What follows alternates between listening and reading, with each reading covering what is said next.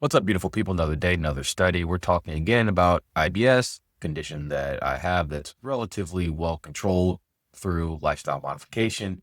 This study was another study about a low FODMAP diet, and this time it was looking at the extraintestinal IBS symptoms. So some people with IBS just have gut symptoms, nausea, abdominal pain, bloating, constipation, diarrhea, or a mix of constipation and diarrhea.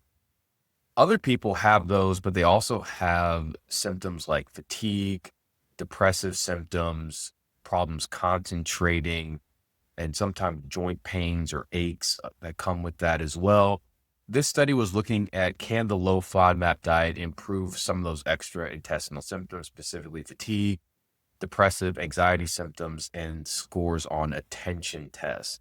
So it was a 12-week study where they had a strict adherence to a low FODMAP diet. They met with a dietitian. At 12 weeks, they did see an improvement in fatigue.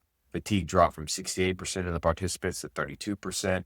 There were also improvements in anxiety scores, depression scores. There was improvements in cognitive testing in the realm of attention control. And what was interesting was that these findings were unrelated to improvements in GI symptoms. We know that the gut-brain axis is a two-way highway, and it's intriguing to me that you don't see an association with the improvement in the GI symptoms, meaning there's something else going on that's leading to these improvements in these extraintestinal symptoms outside of just improving people's gut health symptoms.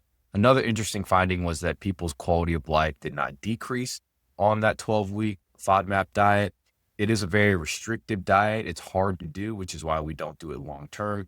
Typically, you reintroduce some of these foods afterwards to see what people can tolerate. And we routinely see that people can tolerate foods that they previously couldn't tolerate once they do this reset and allow the gut to heal and develop a better microbiome and all sorts of kind of things. Limitations were there was no control group. It was a small study, so the results are exploratory, and it didn't have patients with IBS constipation or IBS-C. So if that's your major type, then the study didn't really pertain to you. Now, we need to see more studies, specifically randomized controlled trials, because there was no placebo group. So this might be a placebo effect. And then what will be interesting is after you do the FODMAP, you start reintroducing foods. What happens? Do you continue to see those improvements? Is there regression? That would be an interesting follow-up study.